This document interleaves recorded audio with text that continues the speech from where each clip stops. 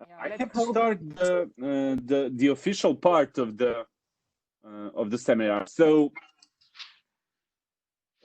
welcome. This is our and I lost count. Somebody of the younger members of the Belgrade Legal Theory Group maybe could remind me which seminar on the topic of states of emergency this would be. Anyway, we are still continuing with the topic that we set a few weeks ago with Damir Banovic this time from the Faculty of Law, University of Sarajevo, assistant professor on theory and philosophy of law, a great friend and a great colleague who'll tell us something about it in the next half an hour, about the challenges of the Bosnia-Herzegovina federalism in the state of emergency. As you may imagine, and as with everything, when it comes to Bosnia and Herzegovina, the political system makes things more complicated, not necessarily meaning worse than in other countries, but also not necessarily meaning better than in other countries. So with this brief introduction, I'll just leave the floor to Damir for his half an hour. As always in these seminars, you're very, very welcome to raise your hands, your virtual hands, and I'll give you the floor when Damir finishes with his half an hour. So there you go, Damir, the floor is yours. Thank you very much, Ben, and thank you for this wonderful introduction. I think for all of you, I followed some seminars online, some of them I followed them on YouTube. And I think it's we're living in an extraordinary time, especially for the legal theory, maybe more for the theory of state. So quite interesting topics to discuss.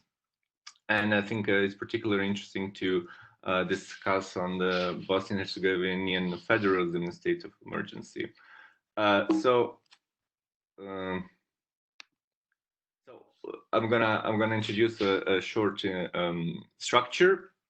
First, I'm going to talk a little bit on the nature of the Bosnian federal political system.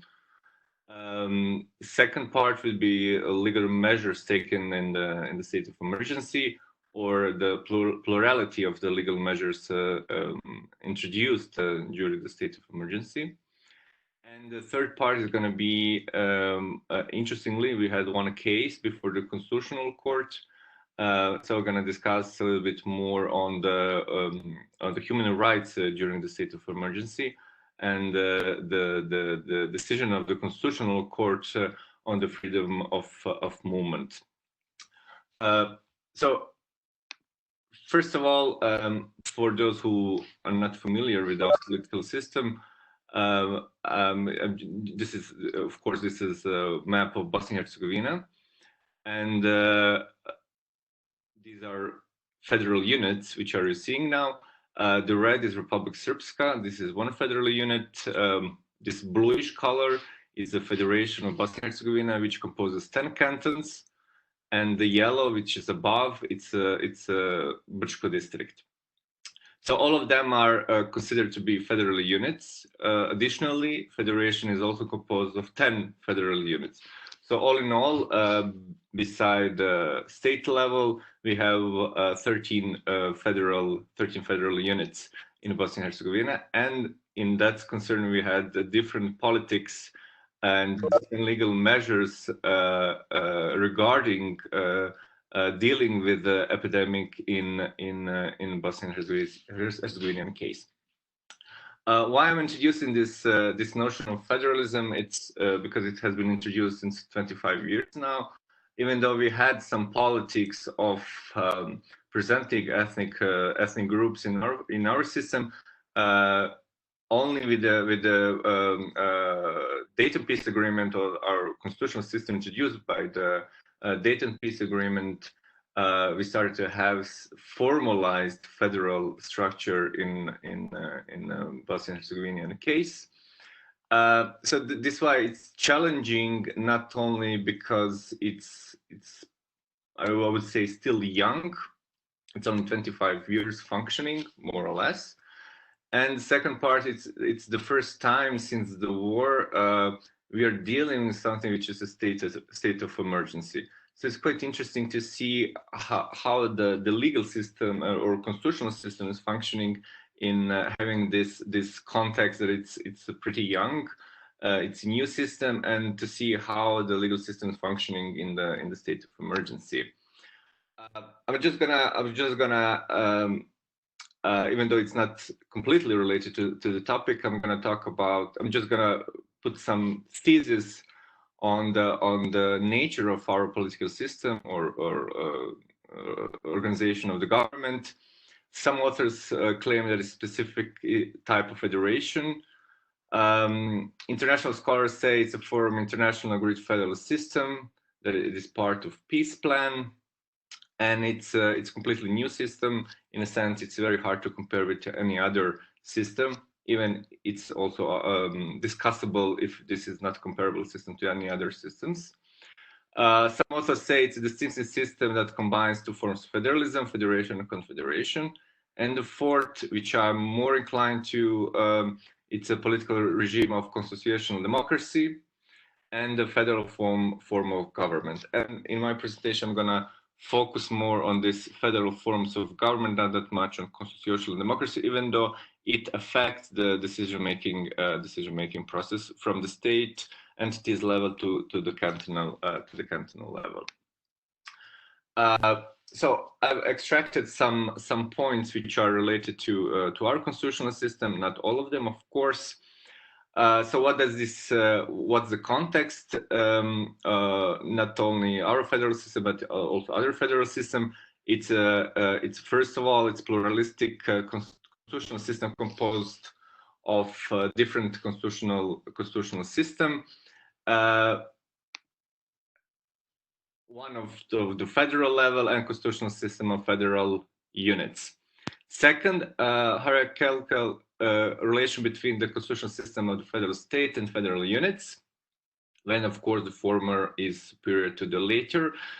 This can be particularly seen in the decision of the Constitutional Court, which I'm going to talk about at the end. And third part, which is for purpose of our talk, is maybe the most interesting one, is actually the federal units are quasi-state because they have their own constitutional systems, state organization, and power of decision making. So actually, I'm gonna more reflect on the second and the third part. So in the last 10 days, I've tried to collect all of the decisions which were delivered during the state of emergency. So first entity, which actually BiH was the first one to declare a state of natural disaster, was on March 13th, and from that till the end of summer, end of May, there were enormous number of decisions, different decisions, normative acts delivered from different levels of government.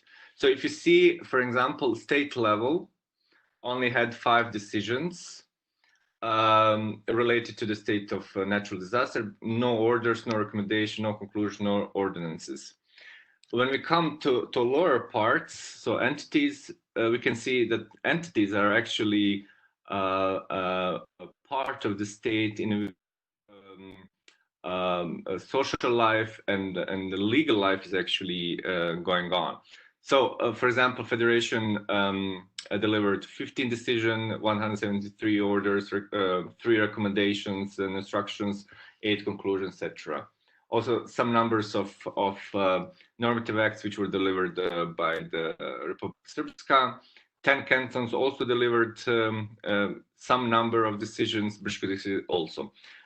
This is unfinalized list. I have tried to collect all of them in the last 10 days, but it's very difficult to put everything on one paper because it's a decentralized system of decision-making process, and also the sources are very much decentralized, so it's very hard to find all of them in one place. But I think for the purpose of discussion, it's quite enough to see where actually a decision-making process was taken during the state of emergency or state of disaster. So from the state level to lower levels, what we can see, for example, state declared the emergence of a state of natural or other disaster in the territory of Bosnia-Herzegovina. That was on March 17th. What are the competences of the state in regard to this specific state of emergency? The state only has the right to coordinate the activities among the entities and among the cantons. That's the exclusive competences of the state to actually to coordinate according to the Article 3.4.a. And actually, what the state can only do, and actually what it could only did, is actually to issue general recommendations. Basically, they don't have any binding effect. For example, this one part is from the decision to declare the emergence of a state of natural or other disaster. It says the civil protection headquarters of the entities and the BiH district and other crisis headquarters, meaning cantonal, are recommended to undertake all activities to fully implement measures to prevent the spread of infectious disease caused by new coronavirus. So actually the state level can only recommend, there's no possibility to impose any orders, ordinances, or decisions in regard to entities or the cantons. So on the entities level, we actually see where the true power, true force to implement orders and ordinances or decisions are. Entities declared state of emergency, state of natural disaster, or state of extraordinary circumstances. Why I'm using these different methodologies, different terms, because entities and cantonal constitutions have different terminology. The only Republic of Srpska constitution has prescribed the state of emergency. Cantonal and entity, that meaning federation, only has the state of disaster caused by the emergence of coronavirus, or in general, state of disaster. So there are different terminologies which have been used at the entities level or cantonal level. When it comes to the consequence, it's not really clear what does it mean. It's quite clear when it comes to the state of emergency declared by the National Assembly of RS, which was on the 28th of March. But the government of Republic Srpska declared state of the extraordinary circumstances on March 16th. So it's not really clear what does it mean, what are the differences. So the constitution doesn't, the entity's constitution doesn't, they don't really give the precise measures which can be taken. So it's not really clear what are the differences between the state of extraordinary circumstances, state of emergency, and the state of disaster. So in general, when we can say, so somewhere March 16, March 13 is actually the time when we started to have something as state of emergency, state of disaster. And if you remember, the state level actually declared it one day after. So the state level can only declare state of disaster only when the entities declare something as a state of emergency or state of natural disaster. Additionally, all of 10 cantons declare state of natural disaster. So every canton within the federation declared it. I haven't mentioned any dates here because that would be too much. And the BiH district also declared state of endangerment for citizens. Actually, he was the first one to declare something similar to the state of emergencies. So what actually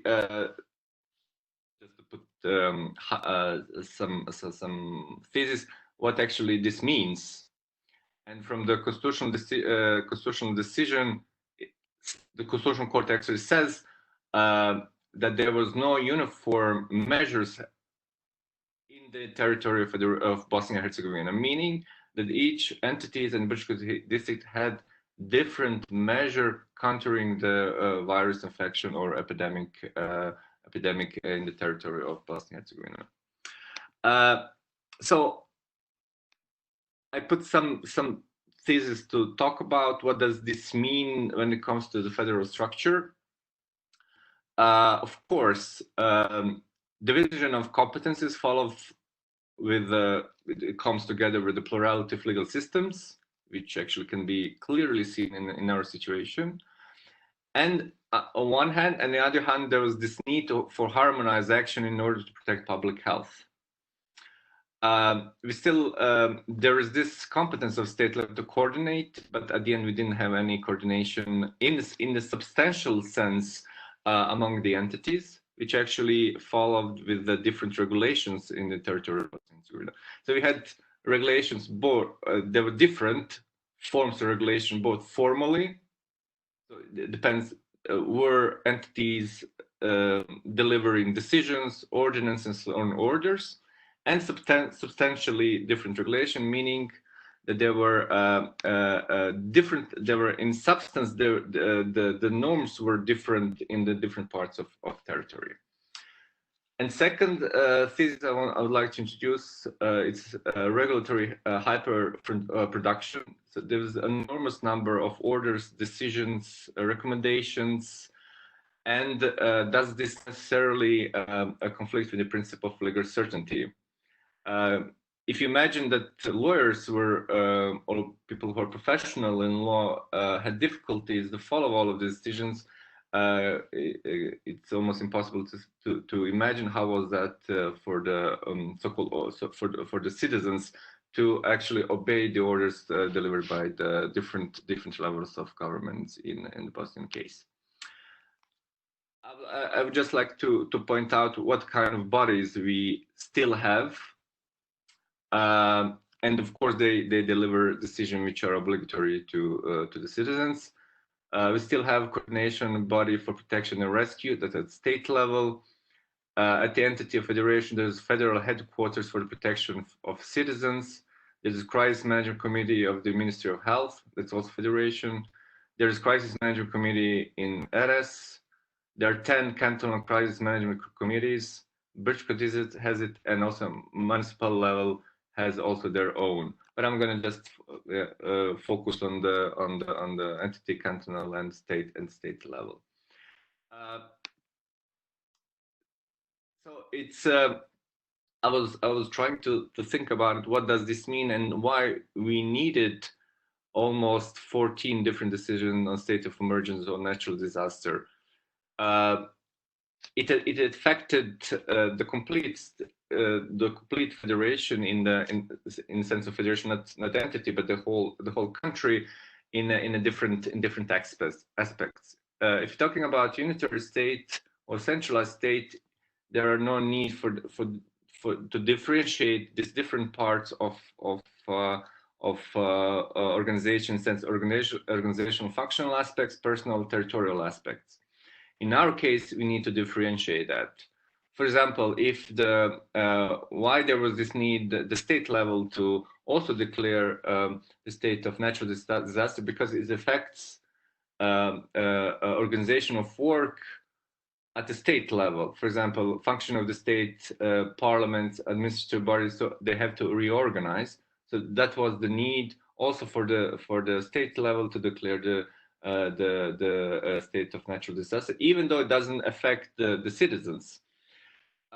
The second part of it, which is also interesting, is this declaring the state of emergency federal structure is in a personal, it affects on the personal capacities.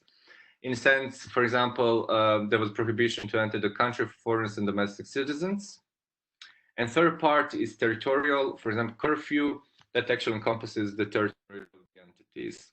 So in my understanding, that's why there was this need for different level of governments to declare state of emergency, state of natural disaster, etc., because it affects from the organizational functional part, personal, not territorial, and territorial, that meaning the general population living in the territory of entities. I'll also extract some of the competences of different level of organization, and how actually declaring the state of emergency or disaster affected functioning of different parts of organization and also their competences. For example, state is is exclusively has the exclusive competence to for external borders. So the whole organization of the external borders is a state competence. That's why the state also needed to declare the state of emergency. Entities, for example, they have the competence in commerce, so it's also affected this part of their competences. 10 cantons, they have exclusive competences in education, police affairs. It's also organizing police departments. What actually complicated the situation in federations, entities, and 10 cantons have the joint competence in the healthcare system, and you can see these problems in our country because we don't know which part is responsible for what, and during a pandemic, it has been seen that it's really not really clear whom we should, as a citizen, address if we have presumably symptoms of coronavirus. So I'm just gonna go back from just somehow conclude this part. What I want to maybe if there's interest to think about it is this: what does this mean, plurality of legal system, division of competences, and have we balanced enough? Or in an analytical sense, is this really a way to protect public health? And this second part is how does regulatory hyperintroduction affect the principle of legal certainty for the people during the epidemic times? I would like to just briefly go through, I think, interesting case which was delivered during the epidemic, and actually because of the epidemic in Bosnia-Herzegovina. It was decision was delivered on the 22nd of April.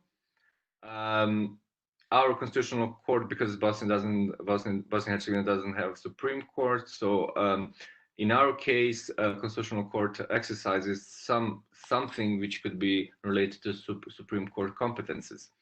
So what was the case about? The case actually was focusing only in the part of Federation Bosnia-Herzegovina, and there were two appeals lodged, Leila Draginic and her son AB, and the appellation was lodged against the order of the headquarters of the Federal Department of Civil Protection, who actually banned the movement of persons less than 18 years age and over 65 on the territory of Federation of Bosnia-Herzegovina. So this was the general ban for this population. So actually, what Constitutional Court delivered, in general, it concluded that he had been a violation of the appellant's right to freedom of movement. As in any cases, especially when it comes to the political rights, and they go through usually they go through examining this three-party test. So when it comes were these measures necessary in democratic society, Constitutional Court said it were. Second, were this decision based on law? The answer was yes. But the third part, was it proportional? The Constitutional said it wasn't proportional.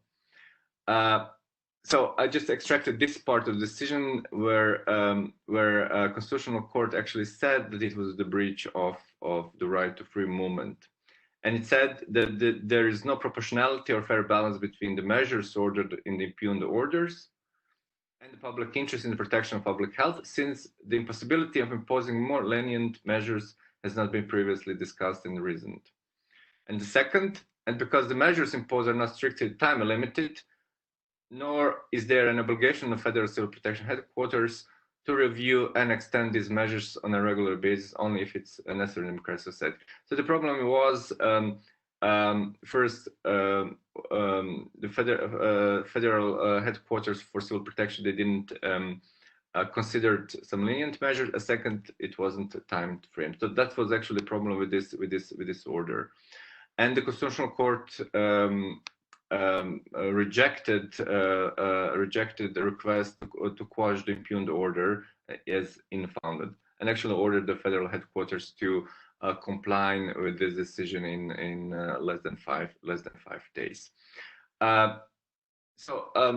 Maybe I put two different topics, but they're related to our federal structures, in sense that no matter in which part of territory you live, there's always constitutional court which can examine eventual alleged breach of human rights.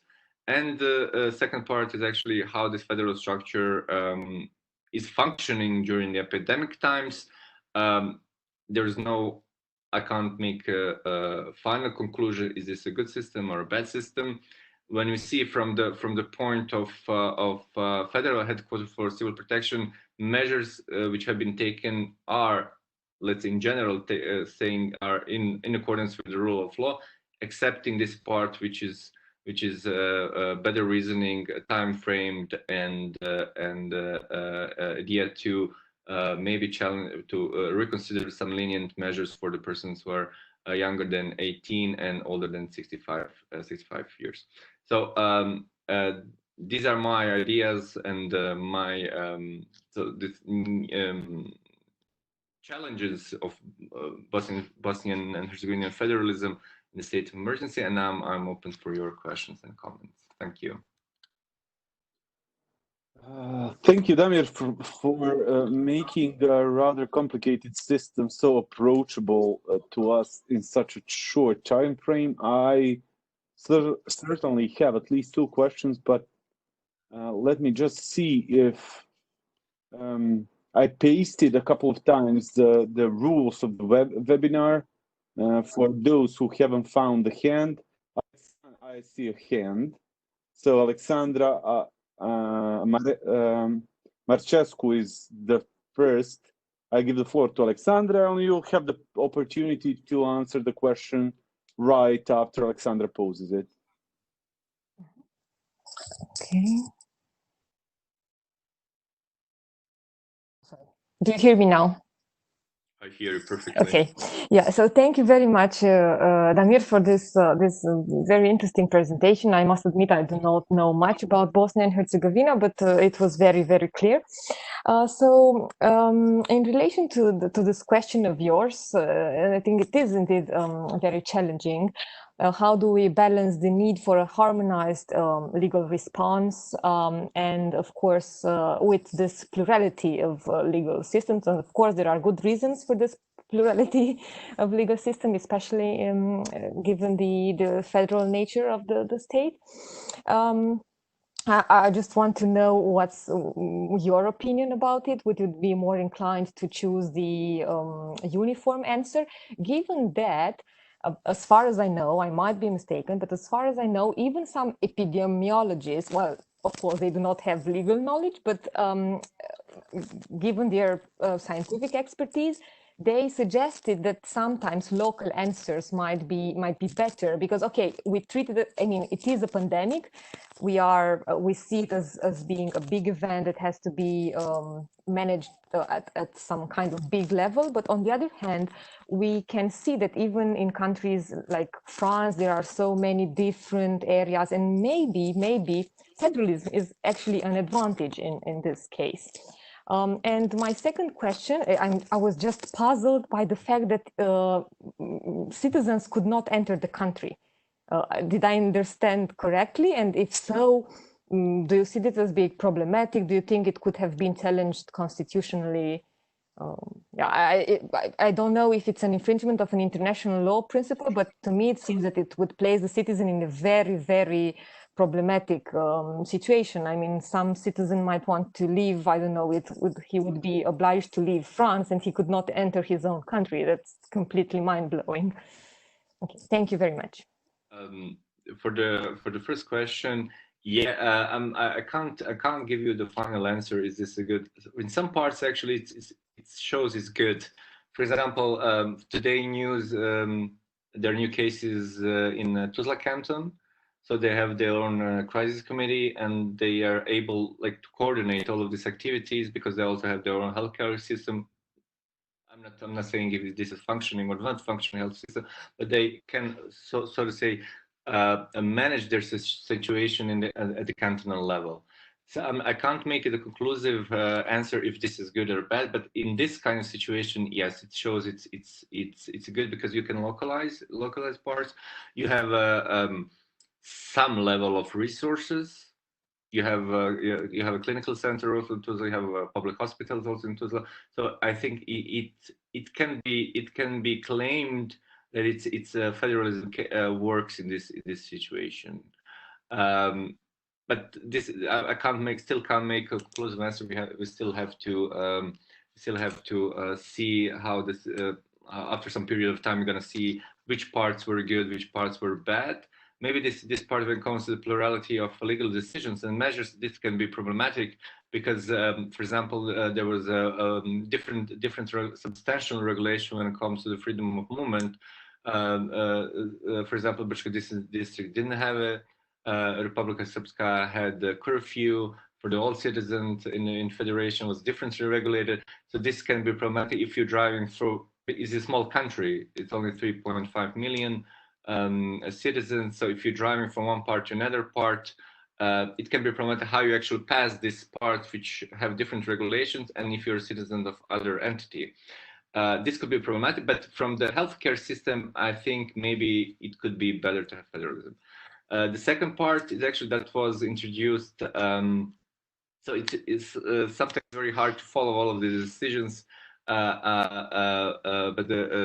I remember that at the beginning of the pandemic, the Ministry of External Affairs actually said to citizens that they can't get in the country. I can't remember, was it this formalized decision or was it just a saying of the minister? I can check this more in detail if there is this possibility for some legal actions. But that was actually criticized by the civil society, also some lawyers in general, and I think it wasn't for the long time. But there was this idea that citizens coming from the other countries, having in mind that we have a big diaspora also, the Ministry of Foreign Affairs said, yeah, it's better not to let them in the country because they're potentially carrying the virus. Yeah. Thank you very much. Thank you, Damir. So as I don't see any more virtual hands at the moment, I will ask my own questions. The first question that I wanted to ask you is similar to Alexandra's question. Actually, there is this idea that it's not so much about this thing where you have certain extraordinary measures on the federal level or on the level of cantons and on the level of districts and on the so there are some extraordinary measures, but this idea that conceptually it would seem quite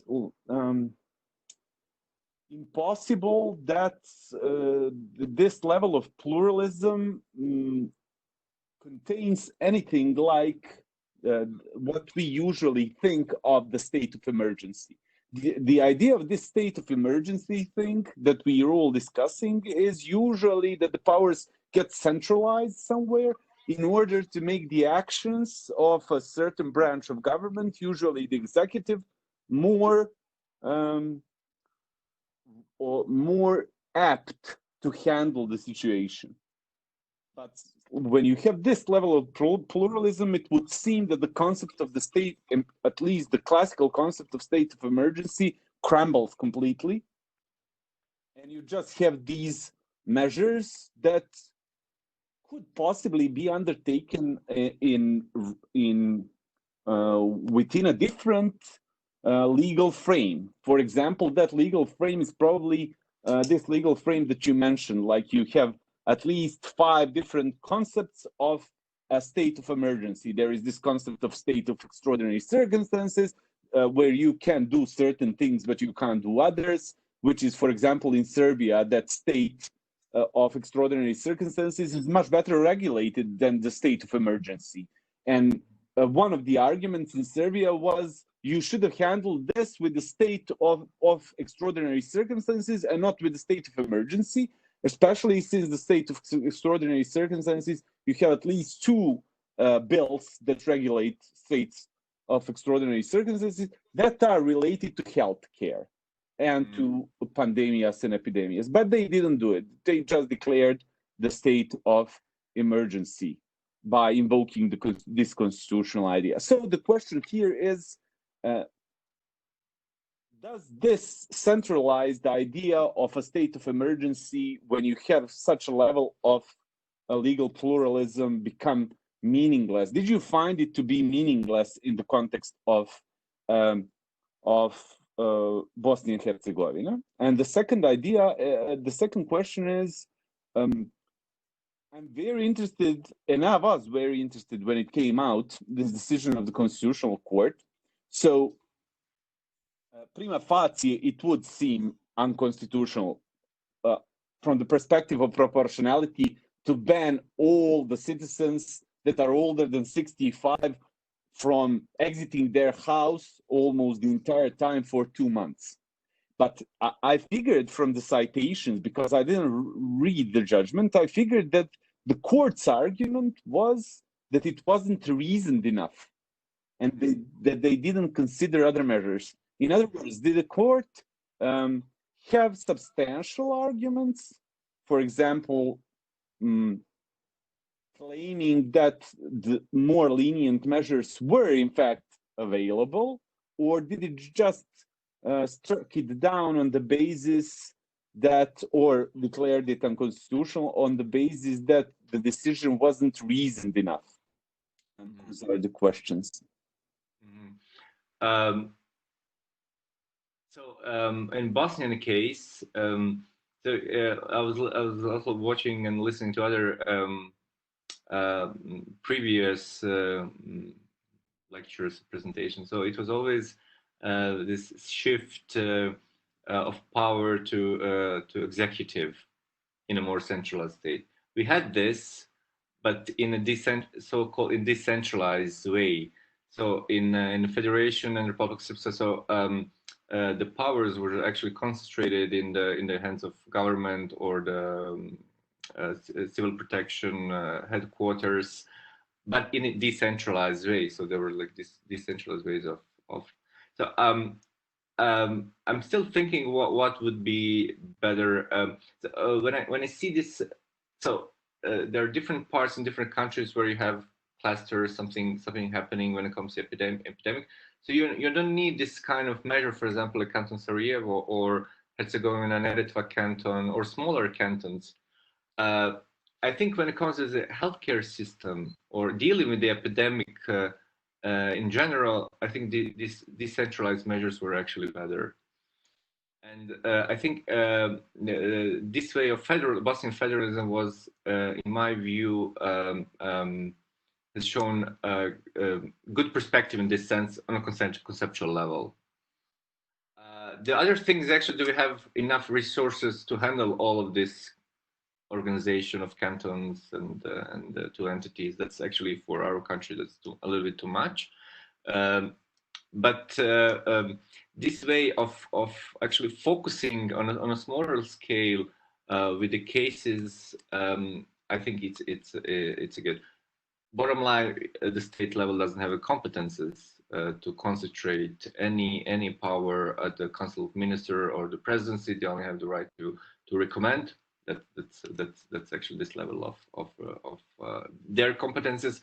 So the whole responsibility is entities level and federation, also cantonal level, in a joint.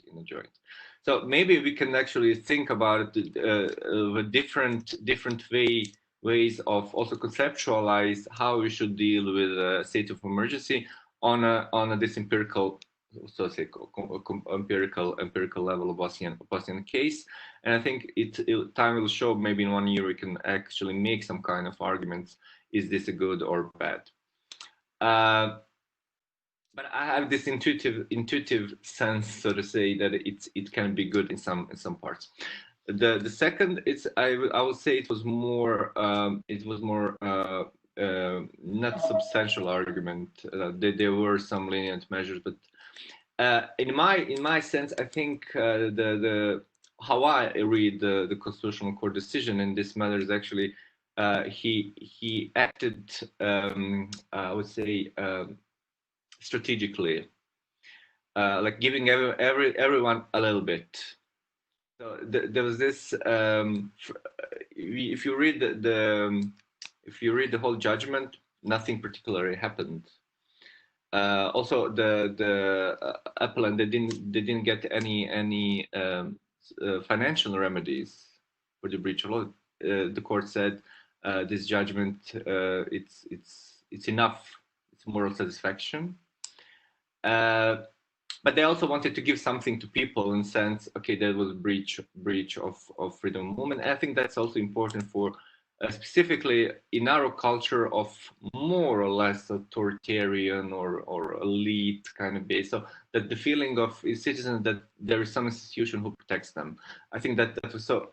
The front line was like the headline was there was a breach of right of free movement. But when you read the decision, nothing. Actually, they demanded for the federal government and federal headquarters just to comply with the decision. And I think it was very short deadlines, like 3 or 4, 5 days, in sense to reason it better, in sense to explain it much clearer. Why they ban movement for younger than 18 and older than 65, and to have clear deadlines. In the meantime, they already removed the ban, so it actually didn't make any. But I think it. I think they acted quite strategically. So it's like win-win situation. And I think also the citizens, they expected the decisions to be something as a breach of freedom of movement. So that it was expected, the Constitutional Court, but the bottom line, nothing spectacular happened, I would say. Thank you for the answer, Damir.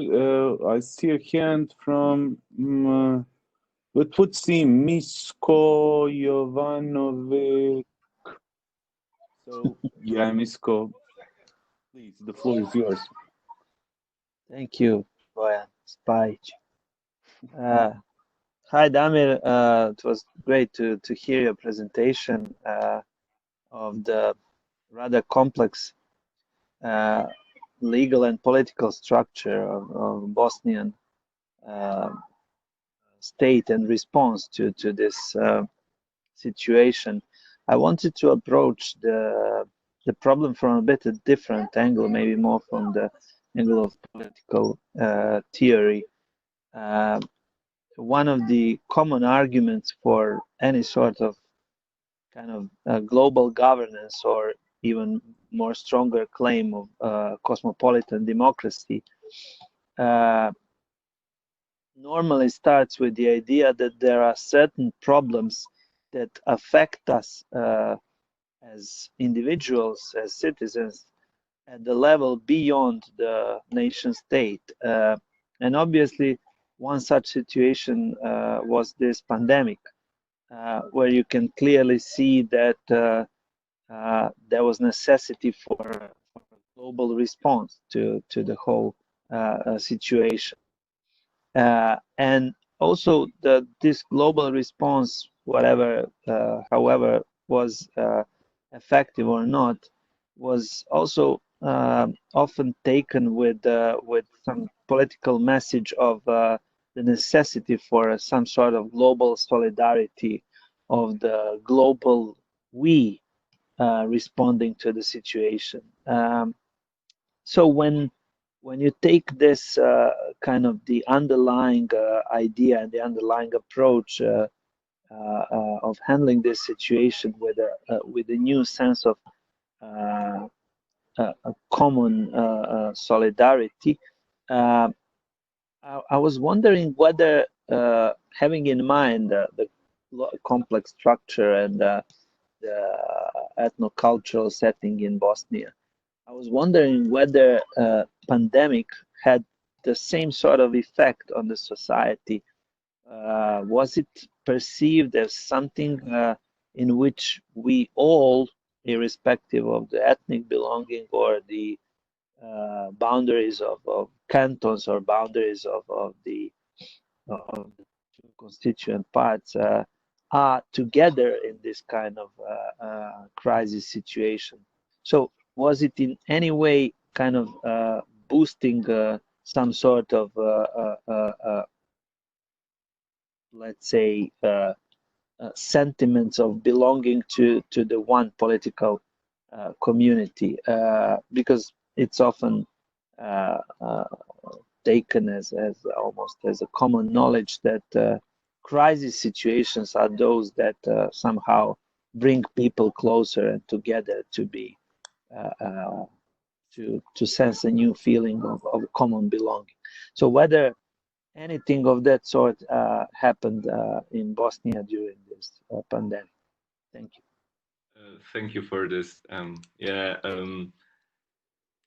We had I wouldn't say that there were two different crises. We had this crisis in 2014, that was the floods. During the floods, actually, I think, interestingly, in the crisis, we tend to build this idea of belonging together, and we are all this together.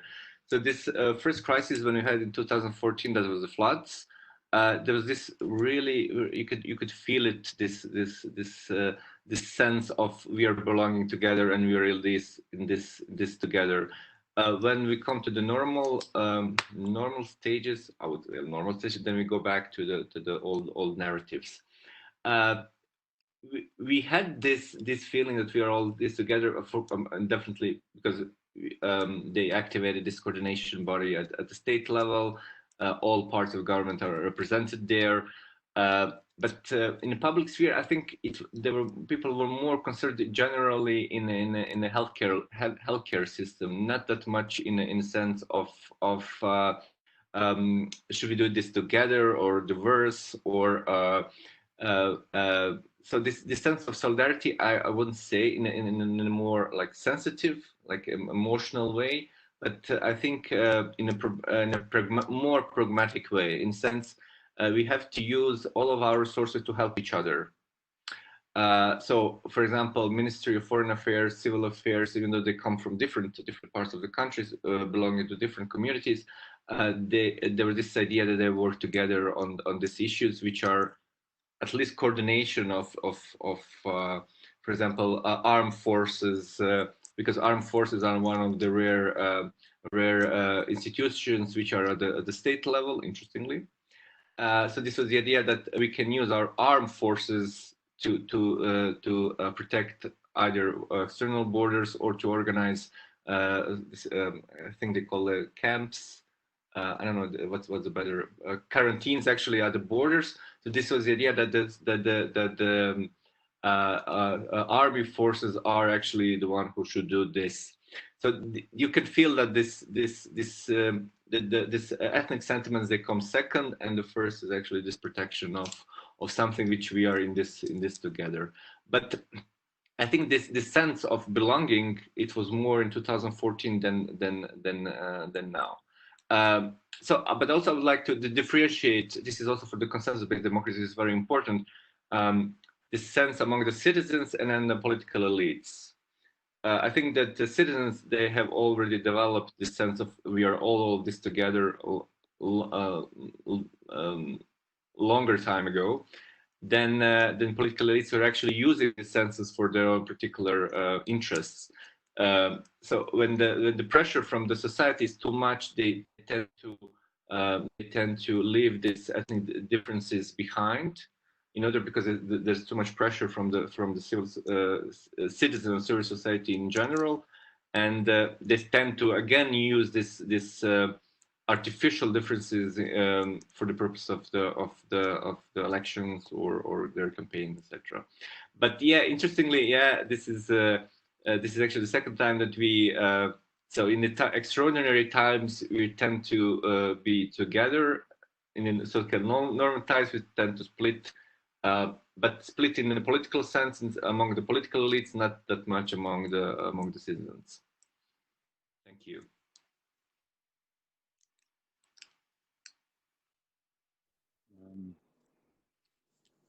Inspired by Miodrag's questions, I don't see. So for anybody who doesn't know how to raise their hands in this, you can just unmute yourself and speak directly.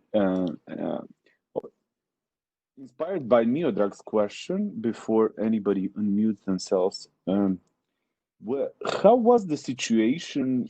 I would like to ask one more question. How was the situation in regards of religious communities? The religious communities actually, both I know in, for example, Serbia definitely, and in Montenegro, had this tendency to disregard the introduced measures of regular health measures that we introduced, like the quarantine measures and the especially bans on gatherings. Now, the legal frame for this is pretty simple. You can ban gatherings, even religious gatherings, even without state of emergency, if it endangers public health.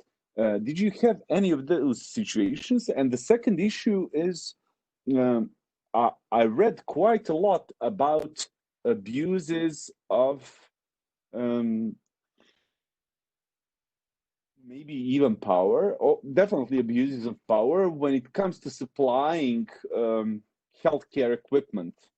And this thing that circulated the entire region. Now we famously know that somebody who's dealing in fruit usually had the task of providing the state with ventilators. So are you satisfied with the way that the judicial system is handling now and during the state of emergency these cases that seem quite problematic? Okay, that's all. When it comes to the religious community, interestingly, that's also in Serbia, those in Bosnia, we had Eastern, Orthodox Eastern. So in Republic of Serbia, there was a curfew, which longer, I think the whole weekend was, I can't remember, don't get me in detail. There was a curfew in the whole part of Republic of Serbia during the Eastern. I'm not so much familiar if there were some incidents when it comes to Serbian Orthodox Church or Catholic Church. But I know that, for example, Islamic community issued their own recommendation, which were in compliance with the federal when it comes to gathering, because that was the time of Ramadan, and there are specific kind of prayers which are usually in the evening, followed by gatherings in mosques, etc.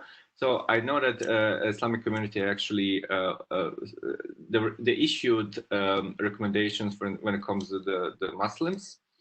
When it comes to Republic of Srpska, I remember that there was a curfew during the Christmas times, Eastern time, sorry. And I can't remember how actually the Catholic community, Catholic Church behaved. But as I remember, there were no incidents in this regard. I think yesterday there was news that the Islamic community in Zenica, they're going to be not prosecuted, but actually challenged, call upon their responsibility because they organized something during this extraordinary measures in Zenica, in some mosque, I can't remember which. So I think there were no protests in sense of if you had if it were a curfew or I didn't hear, I didn't read any protests against this kind of measure. And the second, I forgot the second answer. Sorry. It's the fruit people dealing ventilators. Yeah. It's, I mean, you're probably aware of this case called the respirator case, and the state prosecutor actually formed a case. We're gonna see. There's still.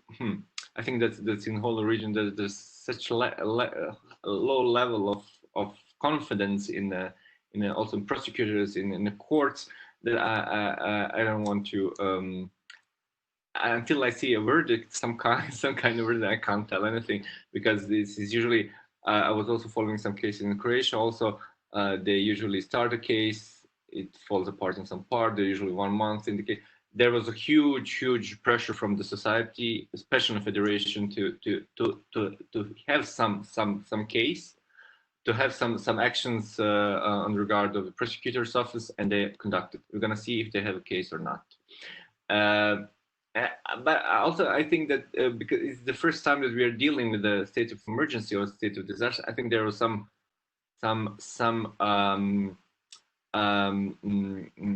misunderstanding how you should act in this kind of circumstances, also from the side of the government. But clearly, fruit company can't get ventilators. So that's completely clear.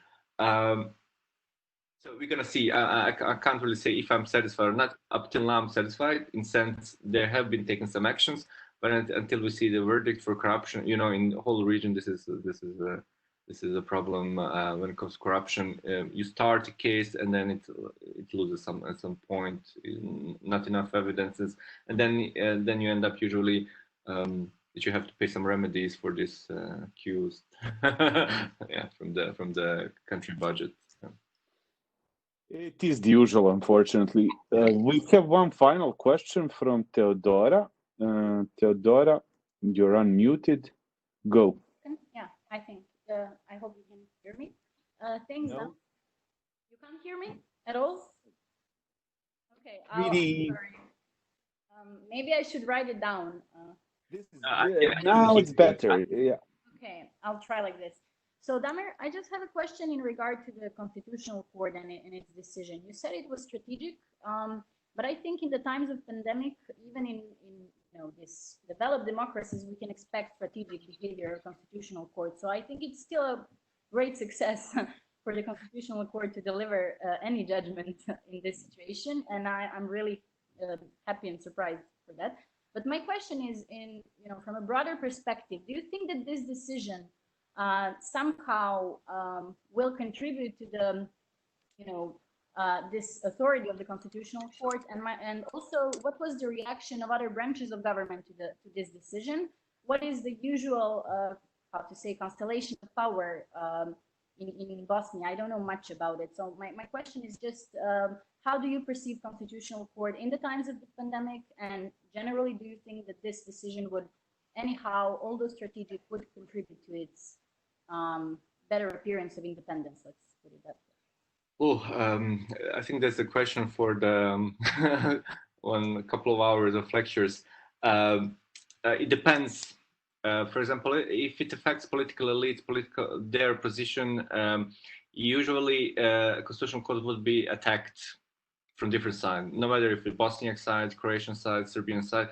If their decision, if it affects their position, their rights, yeah. But I think this position of the Constitutional Court among the political elites, it's like shifty in sense. Everyone uses decision if it contributes their interests. But I think there is a larger I would say confidence among or like trust among the citizens to Constitutional Court, especially with this appellant jurisdiction. And so the people were saying like, I can get out. There is a Constitutional Court decision. So I would say among the citizens there is a greater. This is intuitive, of course. I don't have any data for this, but among citizens, because they approach the Constitutional Court in order to solve their case. So there is a bigger trust, obviously bigger trust among the citizens than among political elites. Actually, political elites, they tend to use Constitutional Courts in their own purposes. I'm not going to go into this structure of our Constitutional Court. we have 3 foreign judges.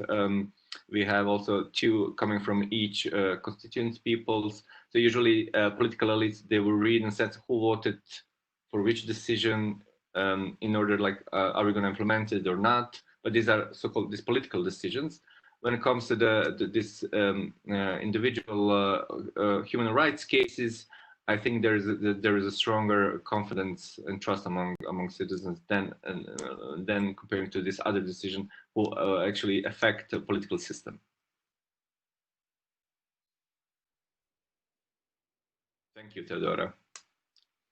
Almost perfectly on time, finishing this great seminar. Thank you, Damir, for a fantastic presentation and for all the answers that you provided us with. Thank you all for participating. I posted a couple of minutes ago the links where you can follow Belgrade Legal Theory Group. We'll soon be straying from these series of state of emergency talks, and we'll announce something that should be very interesting for all of you, a seminar and a book promotion quite soon. So be sure to follow us on the networks. Once again, thank you, Damir, for a wonderful lecture. Hopefully we learned all something about a very, very complicated political system and its reaction to the state of emergency in this time. Hope to see you again soon in one of these seminars, and hopefully they'll let us have some live conferences also soon, which would be a rather nice change. I, for one, want to get out and speak with people in person somewhere abroad. So thank you, guys. Thank you for having me. Thank you very much. Bye-bye. Bye bye. Bye.